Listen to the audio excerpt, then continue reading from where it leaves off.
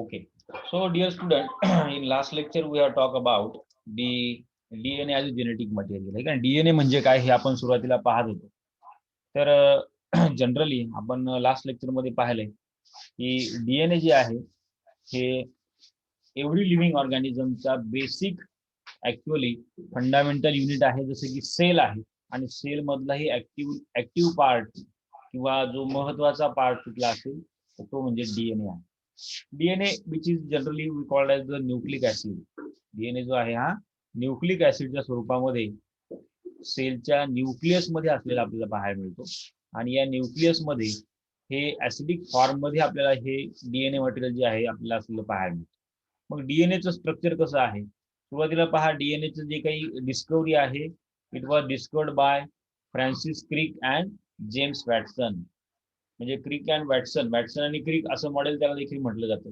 Watson आणि क्रिक या दोन शास्त्रज्ञांना पहिल्यांदा डीएनएचं स्ट्रक्चर जगासमोर मांडलं. डीएनए कसा असतो, कशा प्रकारे दिसतो हे त्यांनी त्यावेळेला मांडलं. कसं मांडलंय मग? तर डीएनए बघा, पहिल्यांदा त्यांनी डीएनए इतका सूक्ष्म आहे की तो मायक्रोस्कोप खाली देखील दिसू शकत नाही. बरोबर. हे जे काही डीएनएचं स्ट्रक्चर जे आहे डबल हेलिकॉइड स्ट्रक्चर, हे डबल हेलिकॉइड स्ट्रक्चर असं आहे असं पहिल्यांदा या दोन शास्त्रज्ञांना सगळ्या जगासमोर मांडलं. तर त्यासाठी त्यांनी एक्सरे डिफ्रॅक्शनचा वापर केला.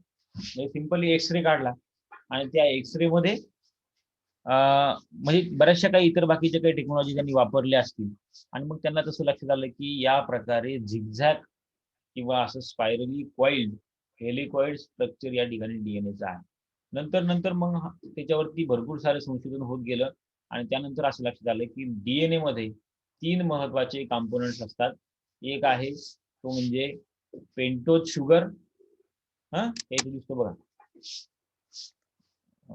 डीएनए स्ट्रक्चर नाही आपल्याला एखादं, पण ठीक आहे, पुढे आपण एखाद्या ठिकाणी तुम्हाला दाखवून देईल मी किंवा नेक्स्ट स्लाइड मध्ये आहे आपल्याकडे, कारण की पुढच्या लेक्चर मध्ये आपल्याला तेच शिकायचं. तर एक सुरुवातीला वाटलंच तर पाहून घेऊया आपण. हे पाहिजे ही जी आहे ती ही ब्ल्यू कलरची ही पेंटोज शुगर आहे. त्यानंतर या पेंटोज शुगरला म्हणजे 5 कार्बन असणार आहे त्याला, आहे की नाही, 5 carbon containing compound, that is pentose sugar.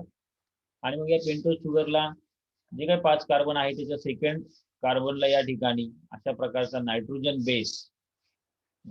Base जे आहेत ऍडेनिन, ग्वायानिन, सायटोसिन आणि थायमिन असे 4 प्रकारचे नायट्रोजन बेसेस आहेत. त्यापैकी एक या ठिकाणी जोडलेला असतो. मग तो प्रत्येक ठिकाणी वेगवेगळा असेल त्यानुसार तसं त्या प्रकारचा न्यूक्लियोटाइड तयार होतो. तर नंतर पुढच्या फोर्थ आणि फिफ्थ प्राईम कार्बनला किंवा फोर्थ आणि फिफ्थ कार्बनला या ठिकाणी फॉस्फेट जो आहे हा फॉस्फेट या ठिकाणी ग्रुप अटॅच झालेला असलेला आपल्याला पाहायला मिळतो. आणि हे फॉस्फेट जे ते याप्रमाणे असे 2 न्यूक्लियोटाइड्स एकमेकाला जोडतात आणि त्यानुसार याची एक कंटिन्युअस चेन किंवा एक कंटिन्युअस स्ट्रीप तयार झाली पाहायला मिळते. ही एक साइड झाली, एक हा स्ट्रँड झाला डीएनएचा. त्याच प्रकारचा अपोजिट डायरेक्शनचा स्ट्रँड या ठिकाणी डीएनए वरती आपल्याला पाहायला मिळतो. आणि एकमेकाला कसे आहेत ते अँटी पॅरलल अशा डायरेक्शननं डीएनएचे सेगमेंट्स म्हणा किंवा 2 स्ट्रँड्स अरेंज होऊन या ठिकाणी हे जे काही नायट्रोजन बेसिस आहेत या 2 नायट्रोजन बेसिस मध्ये हायड्रोजन बॉन्डिंग फॉर्म होऊन ते एकमेकाला जोडले जाऊन त्यामध्ये ट्विस्ट फॉर्म होतो आणि फायनली आपल्याला साधारणतः या प्रकारे डीएनएचं स्ट्रक्चर जे आहे ते पाहायला मिळतं. डबल हेलिक्स डीएनए स्ट्रक्चर याला म्हणतात. तर या प्रकारचं जे काही डीएनएचं स्ट्रक्चर आहे हे पहिल्यांदा या 2 शास्त्रज्ञांनी म्हणजेच वॅटसन आणि क्रिक यांनी शोधलं आणि त्यांनी त्याप्रमाणे एक रॉ मॉडेल तयार केले. बघा या डायग्राम मध्ये तुम्हाला दिसतंय त्या दोघांचा ओरिजिनल फोटो आहे ज्यामध्ये त्यांनी या प्रकारे मांडले. ठीक आहे, आपण आणखी पुन्हा डीएनए स्ट्रक्चर बद्दल डिटेल बोलणार आहोत, पण तत्पूर्वी आपला टॉपिक आहे बघा DNA as a genetic material. DNA हा ऍक्च्युअली जेनेटिक मटेरियल आहे का?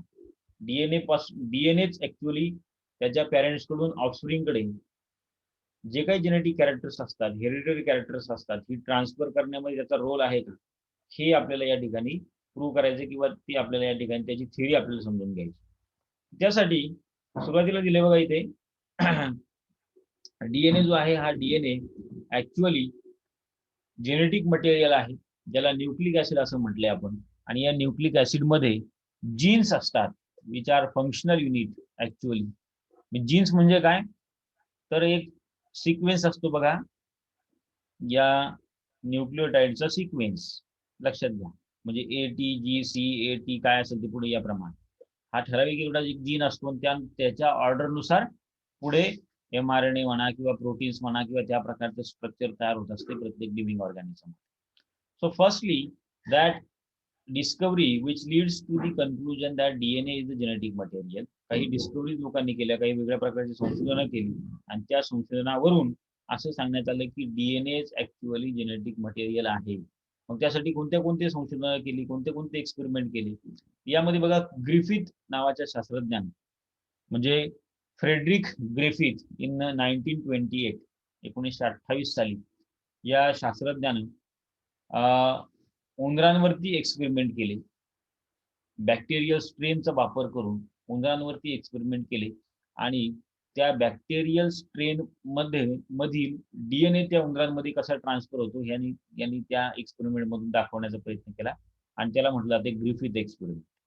काय केलं जातं या एक्सपेरिमेंट मध्ये, so this experiment shows transformation, bacterial transformation म्हटलं जातं त्याला. बॅक्टेरियल ट्रान्सफॉर्मेशन म्हणजे काय, बॅक्टेरिया असतील किंवा व्हायरसेस असतील त्याचं एक प्रॉपर्टी अशी बघा, जसं की आता तुम्ही COVID-19च्या पिरियडमध्ये तुम्ही बऱ्यापैकी कोरोना व्हायरस बद्दल स्टडी केला असेल.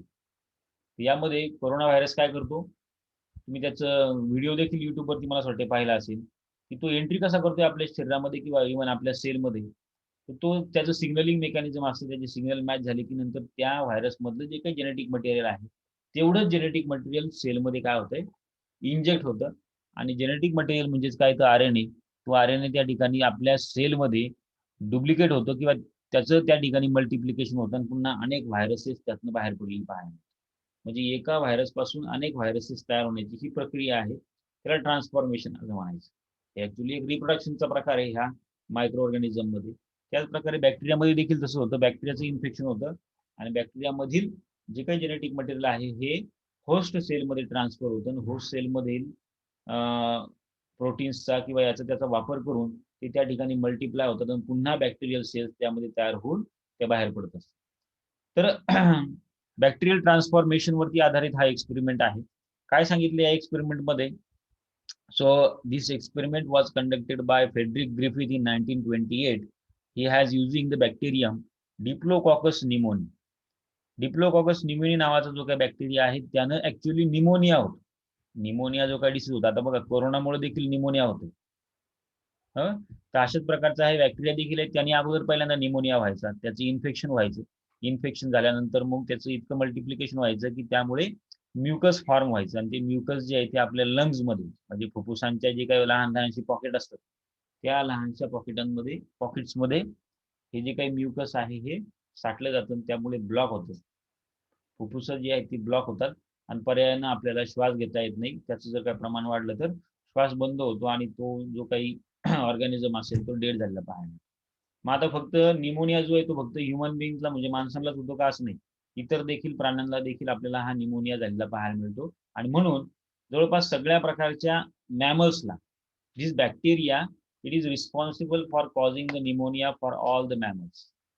जेवढे काही मॅमल्स आहेत म्हणजे उंदीर असेल किंवा मग याच्यामध्ये इवन ससा असेल किंवा मंकीज असतील किंवा बॅट्स म्हणजे वटवाघळं देखील मॅमल्स मध्ये येतात. तर असे सगळे हे जे काय आहेत या मॅमल्सला हा बॅक्टेरिया काय करतो, इन्फेक्शन करतो आणि त्यामुळे त्यामध्ये निमोनिया झालेला आपल्याला पाहायला मिळतो. या बॅक्टेरियाचे दोन स्ट्रेन आहेत. ह्या बॅक्टेरियाच्या काय आहेत, दोन स्ट्रेन आहेत. एक स्ट्रेन जो आहे तो व्हायरुलंट स्ट्रेन आहे आणि एक अव्हायरुलंट स्ट्रेन आहे किंवा नॉन व्हायरुलंट स्ट्रेन आहे असं आपलं म्हटलं जातं. व्हायरुलंट स्ट्रेन म्हणजे काय की किंवा त्याला यस टाईप स्ट्रेन असं म्हटलं जातं. आणि हा यस टाईप स्ट्रेन जो आहे याचं जर काही इन्फेक्शन एखाद्या मॅमल्सला झालं तर त्या मॅमल्सला निमोनिया होतो आणि पर्यायानं तो मॅमल्स जास्त प्रमाणात निमोनिया झाल्यानंतर तो डेड होतो.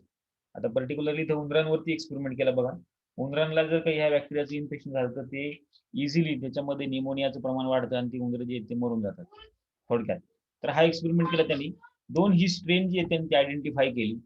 यस स्ट्रेन जे आहे हे यस स्ट्रेन त्याचं सस्पेन्शन उंदराला इंजेक्ट केलं आणि रिझल्ट असा आला की उंदीर जो आहे तो डेड झाला. बरोबर आहे, त्याला निमोनिया होणार आहे आणि निमोनिया झाल्यानं पर्यायानं त्याची सिस्टीम जी आहे ती लंग सिस्टीम जी आहे ती पूर्णपणे बंद पडेल आणि तो उंदीर जो आहे तो मरेल. दुसरं जे काही स्ट्रेन आहे नॉन व्हायरुलंट स्ट्रेन. नॉन व्हायरुलंट स्ट्रेनमुळे मात्र कोणत्याही प्रकारचा निमोनिया किंवा कशाही प्रकारचे सिम्पटम्स या बॅक्टेरियामुळे त्या मॅमल्सवरती होत नाही आणि त्या मॅमल्सला कोणत्याही प्रकारची इजा पोहोचत नाही.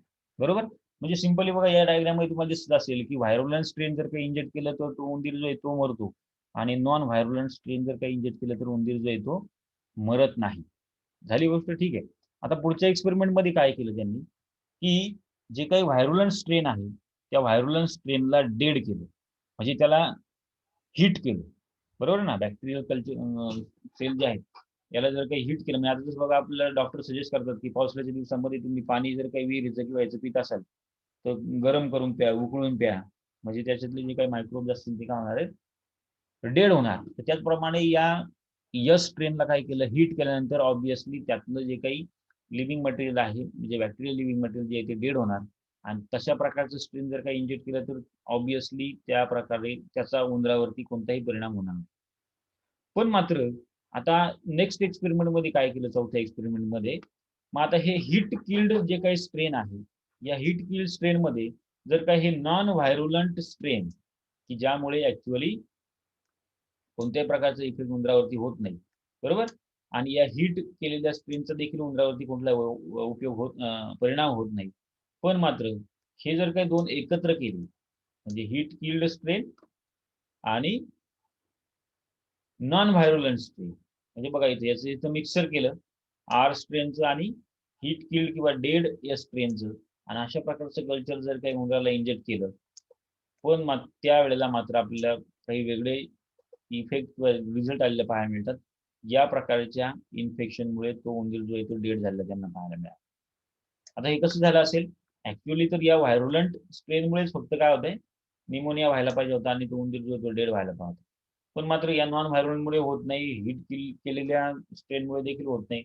पण या दोघांना मात्र मिक्स केल्यानंतर या ठिकाणी त्याचा इफेक्ट झालेला पाहायला मिळतो आणि निमोनिया झालेला पाहायला मिळतो. मग याचा अर्थ त्यांनी असं काढलं कन्क्लुजन की हे जर काय समजा हिट किल्ड केलेलं स्ट्रेन असेल तरी त्यातलं जेनेटिक मटेरियल जे आहे ते तसंच राहतं आणि हे जेनेटिक मटेरियल जे आहे ते या नॉन व्हायरुलंट स्ट्रेन मध्ये ट्रान्सफर होतं आणि ते ऍक्टिव्हेट होतं आणि त्यात non virulent strain become virulent. Okay, non virulent strain जे आहे तो नंतर कसा होणार आहे, या प्रकारे व्हायरुलंट होईल आणि त्यामुळे तो उंदीर जो आहे तो डेड झालेला आपल्याला पाहायला मिळतो. आणखीन सोप्या पद्धतीने समजून घेऊया. या ग्रिफिथ एक्सपेरिमेंट मध्ये पहिल्यांदा काय केलं बघा, हे दोन स्ट्रेन आहेत यस स्ट्रेन आणि आर स्ट्रेन. यस स्ट्रेन जी आहे it is capsulated strain which is pathogenic किंवा त्याला व्हायरुलंट असं म्हटलंय की ज्यामुळे निमोनिया होतो आणि it will cause the infection that is mice will be get die. म्हणजे एस स्ट्रेनमुळे निमोनिया होणार आहे, व्हायरुलंट स्ट्रेन आहे. आर स्ट्रेन जे आहे हे नॉन कॅप्सुलेटेड स्ट्रेन आहे, नॉन पॅथोजेनिक स्ट्रेन आहे, अव्हायरुलंट असल्यामुळे त्याचा कोणताही इफेक्ट उंदरांवरती किंवा इतर मॅमल्सवरती होणार नाही. नेक्स्ट पुढे बघा, ग्रिफिथने काय केलं मग, Griffith conducted this experiment on the mice by injecting these bacterium in the mice and found following results. Like first, पहिल्यांदा आपण काय बघितलं की त्यांनी पहिल्यांदा ऑब्विसली हा यस स्ट्रेन जो आहे यस स्ट्रेन काय केला, इंजेक्ट केला. व्हायरुलंट स्ट्रेन जो आहे इंजेक्ट केला तर रिझल्ट काय मिळालाय की mouse will get die, right, it is due to S strain. Second मध्ये काय केलं, नॉन व्हायरुलंट स्ट्रेनचा वापर केला आणि तो त्या उंदरावरती इंजेक्ट केला तर त्याचा कोणताही परिणाम झालेला नाही. तिसऱ्या स्टेपमध्ये हे जे काही पहिलं व्हायरुलंट स्ट्रेन होतं त्याला हिट किल्ड केलं आणि मग ते त्या उंदराला इंजेक्ट केलं तर त्याचाही देखील त्याच्यावरती कुठलाही परिणाम झालेला नाही. चौथ्या स्टेपमध्ये मात्र नॉन व्हायरुलंट स्ट्रेन आणि व्हायरुलंट हिट किल्ड स्ट्रेन एकत्र करून जर काही त्या उंदराला इंजेक्ट केले तर त्या ठिकाणी तो उंदीर जो आहे तो डेड झालेला आपल्याला पाहायला मिळतो. So this is the fourth experiment. Griffith inject the mice with the mixture of living virulent and R strain with heat-killed virulent, and he has observed the unexpected result. He noticed that although he injected live non-virulent bacteria mixed with the dead heat killed bacteria. त्याला माहिती आहे त्याने काय केलं होतं की जो काही नॉन व्हायरुलंट आहे त्यासोबत म्हणजे लाईव्ह असलेला नॉन व्हायरुलंट बॅक्टेरिया पण डेड असलेला व्हायरुलंट बॅक्टेरिया अशा प्रकारचं मिक्सर ज्यावेळेला इंजेक्ट केलं तर it will gate infection and it takes place and mice will get die. How it is possible? Then in this the in the fourth set of experiment या चौथ्या step मध्ये काय झालं बघा अव्हायरुलंट स्ट्रेन किंवा ज्याला आर स्ट्रेन असं आपण म्हटलंय of that pneumococci it will transform avirulent strain जे आहे लाईव्ह कंडिशन मधलं त्याचं ट्रान्सफॉर्मेशन झालं कशामध्ये यस स्ट्रेन मध्ये and therefore the mice will get dead because of the pneumonia. तर ह्याच्यामध्ये बघा although the live bacteria were of the R strains or non-pathogenic, but they were mixed with the heat-killed virulent bacteria and they will get transformed into the virulent strain. त्याचं transformation झालं म्हणजे काय की त्यामध्ये असणारा जो काही डीएनए मटेरियल आहे की डीएनए मटेरियल त्यांनी हीट किल्ड सेल मधलं डीएनए मटेरियल या नॉन व्हायरुलंट स्ट्रेन मध्ये ट्रान्सफर झालं थोडक्यात म्हणा आणि ते त्या ठिकाणी ऍक्टिव्हेट होऊन त्यातला डीएनए किंवा जेनेटिक मटेरियल जे आहे न्यूक्लिक ऍसिड जे आहे ती काय डेड होणार नाही आहे की नाही न्यूक्लिक ऍसिड जे आहे ते त्या ठिकाणी ट्रान्सफर झालं आणि पुन्हा ऍक्टिव्हेट झालं आपल्याला पाहायला मिळतं आणि त्यामुळे मग चौथ्या स्टेप मध्ये उंदीर जो आहे तो डेड झालेला पाहायला मिळतो. So he has concluded that the presence of heat-killed S strain bacteria must have caused the transformation of living R strain bacteria and this process is now called as the bacterial transformation. त्यानंतर मग बॅक्टेरियामध्ये देखील अशा प्रकारे transformation होतं हे लक्षात आलं आणि त्याचबरोबर त्या बॅक्टेरियामध्ये असणारे जेनेटिक मटेरियल ट्रान्सफर होते आणि म्हणून मग जेनेटिक मटेरियल जे आहे हे जेनेटिक मटेरियल डीएनएच्या स्वरूपात आहे असं या ठिकाणी या एक्सपेरिमेंट वरून कन्क्लूड करण्यात ठीक आहे. तर याच्यामध्ये बघा the process of transformation can be defined as the transfer of gene or DNA from one bacteria to other through the surrounding medium. आता नीट लक्षात घ्या शेवटची स्टेप फार महत्वाची बघा. ट्रान्सफॉर्मेशन म्हणजे काय की जेनेटिक मटेरियल ट्रान्सफर होणे. बघा आता काय झालेलं आहे जो काही हिट किल्ड केलेला जो काही बॅक्टेरिया होता त्या बॅक्टेरियामधलं जेनेटिक मटेरियल लिव्हिंग बॅक्टेरियामध्ये की जो अव्हायरंट आहे त्याच्यामध्ये ट्रान्सफर झालं आणि याला म्हणायचं ट्रान्सफॉर्मेशन. त्यामध्ये ते ट्रान्सफर झाल्यामुळे त्या ठिकाणी ते पुन्हा ऍक्टिव्हेट झालं आणि त्यामुळे मग ते निमोनिया कॉज करण्यासाठी म्हणा किंवा डेड होण्यासाठी ते कारणीभूत ठरलं. So this is the transformation. ही फार सोपी आणि महत्वाची डेफिनेशन आहे. तुम्हाला कायमस्वरूपी लक्षात ठेवा की ट्रान्सफॉर्मेशन म्हणजे काय.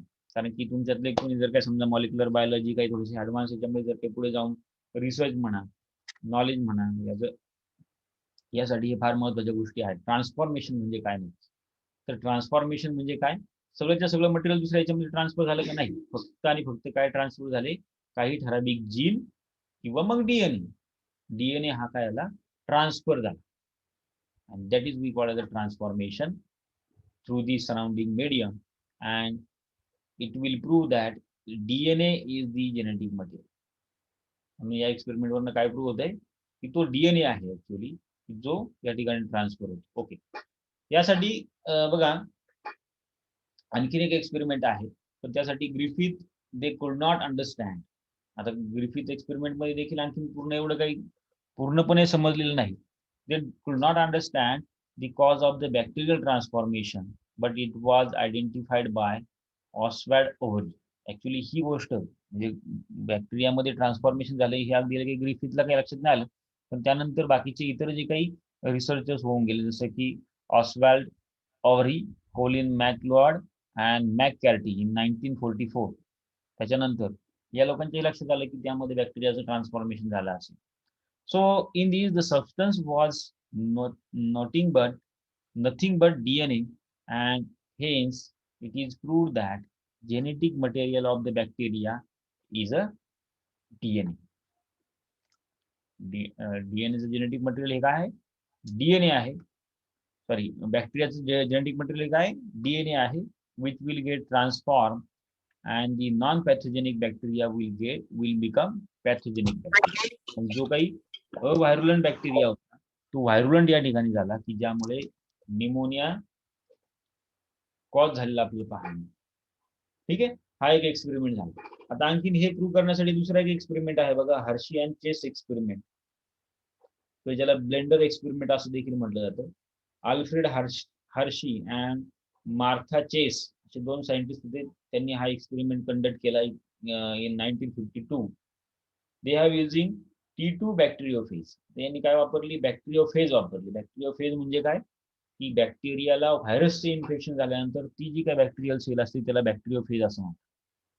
आता व्हायरसचं इन्फेक्शन झाल्यानंतर जे काही बॅक्टेरिया आपल्याला दिसेल, हे बघा इथे या डायग्राम मध्ये पहा, हा व्हायरस आहे, protein coated radio labelled virus आहे. रेडिओ लेबल्ड आहे, त्याला लेबल केलेलं आहे, म्हणजे त्यातला डीएनए कुठे जातो काय नाही हे पुढे जाऊन आपल्याला रेडिओ आयसोटेप्स वरनं लक्षात येईल. तर हा व्हायरसचं इन्फेक्शन काय झालं? या बॅक्टेरियाला झालं, बरोबर. ही बॅक्टेरियल सेल आहे येलो कलरची आणि हा व्हायरस आहे. व्हायरसचं इन्फेक्शन झाल्यानंतर व्हायरस काय करतो? ते वरचं जे काही कव्हर आहे तसंच राहतं, फक्त त्यातलं काय होतंय? जेनेटिक मटेरियल आतमध्ये इंजेक्ट होतं किंवा आतमध्ये एंटर होतं. आतमध्ये एंटर झाल्यानंतर मग ते मल्टिप्लाय होतं डीएनए आणि त्यापासून पुन्हा या प्रकारचे व्हायरसचे स्ट्रक्चर्स तयार झाले आपल्याला पाहायला. पण थोडक्यात लक्षात घ्या की या बॅक्टेरियाला व्हायरसचे इन्फेक्शन झालं की त्या फेजला म्हणायचं बॅक्टेरियोफेज. मग आता काय झालं या एक्सपेरिमेंट मध्ये काय केलं त्यांनी की they have conduct this experiment on the T2 bacteriophage with bacterium that is Escherichia coli. आता कोणता बॅक्टेरिया वापरलाय? Escherichia coli नावाचा बॅक्टेरिया वापरलाय. मगाशी ग्रिफिथ एक्सपेरिमेंट मध्ये निमोनोकॉकी जो आहे तो बॅक्टेरिया वापरला होता. इथे Escherichia coli बॅक्टेरियाचा वापर केलाय. This experiment is also called as a blender experiment because of that kitchen Waring blender it was used as a major piece of apparatus. Kitchen मधलं ब्लेंडर जे आहे म्हणजे मिक्सर जे आहे ते वापरलं गेलं, याच्यामध्ये म्हणून ब्लेंडर असं म्हटलं जाते. ओके, ठीक आहे. So in this T2 bacteriophage is a bacterial virus that attacks on the bacterium for completion of its life cycle. So a single particle of phage T2 consists of DNA inside the protein course. म्हणजे त्या व्हायरसमध्ये जे काही DNA material आहे ते DNA material बॅक्टेरियामध्ये transfer होतं. And in these, the DNA is the only phosphorus-containing substance in phage particle protein which do not have the phosphorus. तर मग काय होते बघा या हर्शी आणि चेस एक्सपेरिमेंट मध्ये रेडिओ आयसोटोप्स या ठिकाणी वापरले. रेडिओ लेबल्ड आयसोटोप्स या ठिकाणी या व्हायरसच्या जेनेटिक मटेरियलसाठी वापरले आणि हे रेडिओ लेबल्ड आयसोटोप्स किंवा मटेरियल जे आहे ते नंतर पुढे बॅक्टेरियामध्ये कसं ट्रान्सफर होतं हे या ठिकाणी प्रूव्ह केले फक्त बघा. म्हणजे सिंपल एक्सपेरिमेंट आहे. काय केलं यांनी की व्हायरस आहे आणि बॅक्टेरिया आहे, बरोबर. तर बॅक्टेरिया आणि व्हायरसचं जर काही इन्फेक्शन एकमेकासोबत झालं तर त्या व्हायरस मधलं मटेरियल व्हायरस बॅक्टेरियामध्ये ट्रान्सफर होतं की नाही हे काय करायचंय या ठिकाणी प्रूव्ह करायचं. तर बघा इथं व्हायरसमध्ये जे काही जेनेटिक मटेरियल होतं हे जेनेटिक मटेरियल त्याला रेडिओ लेबलनी टॅग केलं आणि त्याला इन्फेक्शन करून दिलं बॅक्टेरिया सोबत. बॅक्टेरियामध्ये इन्फेक्शन झाल्यानंतर मग जे काही बॅक्टेरिया आहे या बॅक्टेरियाला नंतर पुढे काय केलंय, this phage grown with the radio sulphur and after that it will get centrifuge. त्याचं सेंट्रिफ्युगेशन केलं आणि सेंट्रिफ्युगेशन केल्यानंतर मग त्याला पुढे त्याच्यामध्ये जो काही सुपरनटन होतात या सुपरनटन मध्ये आपल्याला रेडिओ ऍक्टिव्हिटी जी आहे ती दिसलेली पाहायला. म्हणजे जे काही लेबल्ड केलेले जे काही व्हायरस पार्टिकल्स होते ते या ठिकाणी बॅक्टेरियामध्ये आलेले पाहायला मिळतात. So this is the first experiment that is testing the protein मध्ये. सेकंड एक्सपेरिमेंट मध्ये काय केलं की फेज डीएनए जो आहे रेडिओ लेबल्ड केलेला जो काही डीएनए आहे तो बॅक्टेरियाला इन्फेक्ट झाला. इन्फेक्शन झाल्यानंतर radio activity enter he genetic material inside the bacteria. Same त्यावेळेला काय केलं त्याचं पुन्हा कल्चर केलं आणि कल्चर केल्यानंतर त्यामध्ये फॉस्फरस जो असतो त्या फॉस्फरसला रेडिओ ऍक्टिव्ह फॉस्फरस या ठिकाणी वापरला त्याचं सेंट्रिफ्युगेशन केलं आणि तोच रेडिओ ऍक्टिव्ह फॉस्फरस या ठिकाणी ही जी काही पिलेट सेंट्रिफ्युगेशन केल्यानंतर जी काय आली त्यामध्ये आढळलेला पाहायला मिळतो. तर याच्यावरून अशी कन्क्लुजन मांडले जातात की DNA is the genetic material, बरोबर, किंवा ह्या फर्स्ट एक्सपेरिमेंटवरून आपल्याला सांगतो की proteins are not genetic material. Protein जे आहेत ही प्रोटीन मात्र जेनेटिक मटेरियल नाहीत. तर अशा प्रकारचा हार्शी आणि चेस एक्सपेरिमेंट आहे ज्यामध्ये phase DNA was made radioactive by growing the infected bacteria on a medium containing radioactive phosphate. Okay, radio phosphate या ठिकाणी वापरलाय. त्याचबरोबर phase proteins was labelled with the help of radio sulphur. So DNA does not content the sulphur. DNA मध्ये कोणत्या प्रकारचा sulphur नाही हे लक्षात आलंय, बरोबर. डीएनए मध्ये काय आहे, फॉस्फरस आहे किंवा फॉस्फेट ग्रुप आहे, नायट्रोजन बेस आहे आणि पेंटोज शुगर आहे, कार्बोहायड्रेट आहे. सल्फर वगैरे कोणताही प्रकार नाही, म्हणून यांनी हा त्या ठिकाणी रेडिओ आयसोटोप वापरला, that is sulphur. So DNA does not contain the sulfur and only protein will be labeled with the sulfur. So this differential labeling would enable one to distinguish between the DNA आणि protein. म्हणजे काय केलं बघा आता इथं, DNA ला या phosphate radio फॉस्फेटनं labelled केलं आणि प्रोटीन्सला सल्फरनं लेबल्ड केलं, बरोबर. लेबल करण्याची प्रोसेस म्हणजे आता ही मॉलिक्युलर एक्सपेरिमेंट मध्ये ही प्रोसेस असते. रेडिओ आयसोटोप्स वापरले जातात, ते मिक्स केले जातात, ते काही मशीनच्या थ्रू हे रेडिओ सबस्टन्स जे ते पुन्हा डिटेक्ट करता येतात, ते ओळखता येतात, ते बरोबर त्या ठिकाणी ओळखले जातात. So in this Hershey and Chase, they allowed both kinds of labeled phase particles to infect the Escherichia coli bacteria. मग आता हे दोन जे काय आहेत म्हणजे फॉस्फेट आणि सल्फर आयसोटोप्स लेबल केलेले जे काय व्हायरसेस आहेत, हे व्हायरसेस त्यांनी काय केले, इसर्शिया कोलाई बॅक्टेरियाला काय केले, इन्फेक्शन होण्यासाठी त्या ठिकाणी अलाव केलं किंवा त्याचं मिक्स केलं असेल. मग इन्फेक्शन झाल्यानंतर infected bacteria they were tested. Infected bacteria जे आहे त्याची टेस्ट घेतली की ज्यामध्ये they have found that only the radio phosphate. त्यांना फक्त काय पाहायला मिळालं, फक्त त्या ठिकाणी रेडिओ फॉस्फेट होता, सल्फर मात्र त्या ठिकाणी पाहायला मिळाला नाही. म्हणजे याचा अर्थ काय झाला की ज्या व्हायरसला फॉस्फेटनं लेबल केलं होतं त्या व्हायरसमधलंच मटेरियल या ठिकाणी काय आलंय, ट्रान्सफर झालं. It is to be associated with the bacterial cell and the sulfur was found in the surrounding medium and it is not in the bacterial cell. Sulphur medium जे इथे मात्र बाहेर राहिले, बॅक्टेरियल सेल मध्ये मात्र ते पाहायला मिळत नाही. So it means what, when the phase progeny was studied for radioactivity, it was found that phase progeny carried labeled only the phosphate and progeny was not having the sulfur. So this showed that only the phase DNA was penetrated inside bacterial cell, while protein's coat remains outside the host. म्हणजे बघा एक लक्षात घ्यायचे, म्हणजे सोपं काय सांगायचं त्यांना की व्हायरस आणि बॅक्टेरिया असे दोन मटेरियल त्यांनी घेतले होते. मग या व्हायरसेसला काय केलं त्यांनी, सल्फर आणि फॉस्फेट अशा दोन रेडिओ लेवलनं लेबल केलं, ठीक आहे. आणि मग अशी व्हायरसेस जी आहेत त्या बॅक्टेरियाला इन्फेक्शन होण्यासाठी अलो केलं त्यांनी. त्यानंतर असं लक्षात आलं की बॅक्टेरियाच्या सेलच्या आतमध्ये फक्त आणि फक्त अशा प्रकारच्याच व्हायरसनी किंवा व्हायरसच्या मटेरियलनी एंटर केलं की ज्याला फॉस्फेट रेडिओ फॉस्फेटनं लेबल केलं होतं, बरोबर. तर ह्याचा अर्थ असा होता की रेडिओ फॉस्फेट, आता फॉस्फेट जो आहे हा कोणाला अटॅच होणार आहे, डीएनए ला अटॅच होणार, कारण डीएनए मध्ये फॉस्फेट ग्रुप आहे.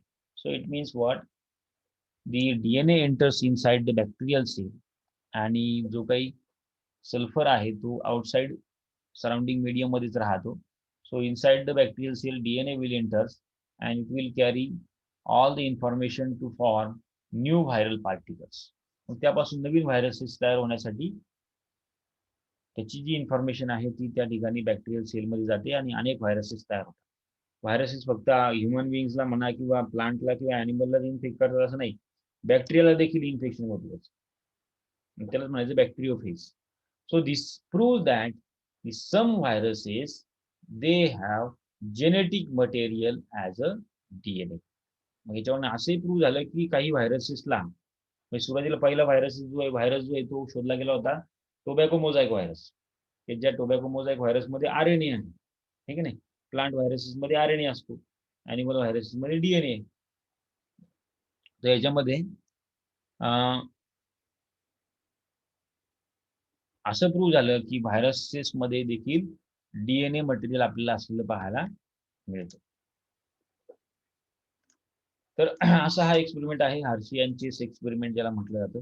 अशा या 2 एक्सपेरिमेंटवरून हे प्रूव्ह केलं गेलं की डीएनए ऍक्च्युअली हा जेनेटिक मटेरियल आहे किंवा DNA as a hereditary unit, जे एका सेलकडनं दुसऱ्या सेलकडे ट्रान्सफर होतं आणि फक्त जेनेटिक मटेरियल ट्रान्सफर होतं, बाकीचं कोणतंही मटेरियल त्या ठिकाणी प्रोटीन असेल किंवा सेल ऑर्गॅनिल्स असतील हे ट्रान्सफर होत नाहीत.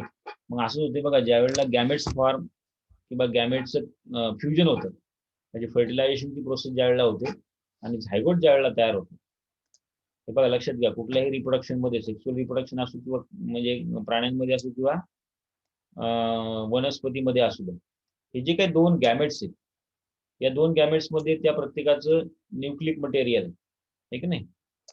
मग एक असेल समजा मेल आणि दुसरा असेल फिमेल, बरोबर. तर हे न्यूक्लिक मटेरियल ज्या वेळेला फ्यूज होतं किंवा हे 2 गॅमेट्स ज्या वेळेला फ्यूज होतात, हे फ्युजन झाल्यानंतर यातलं फक्त आणि फक्त काय होतंय, हे जे काही न्यूक्लिक मटेरियल आहे हे न्यूक्लिक मटेरियल या ठिकाणी एकमेकांमध्ये मिक्स होतं किंवा हे एकमेकांना शेअर केलं जातं बाय सराउंडिंगला सायटोप्लाझम. आणि मग हे डीएनए मटेरियल एकातलं ह्या एका सेलमधून दुसऱ्या सेलमध्ये जातं. That is we called as the transformation. Okay. पहिल्यांदा सुरुवातीला आपण मग अशी डेफिनेशन बघितली बघा ट्रान्सफॉर्मेशनची. काय? it is the transfer of genetic material from one cell to another, or transfer of DNA from one cell to another. It is called as the transformation. ठीक आहे. तर आजच्या पुरती एवढंच बदल. तर उद्या आपण उद्याच्या लेक्चरमध्ये डीएनएचं ऍक्च्युअली मग स्ट्रक्चर कसं आहे हे आपण पाहणार. इथे डेफिनेशन दिली बघा. The process of transformation can be defined as transfer of gene or DNA from one bacterium to the other bacterium through the surrounding medium. ठीक आहे.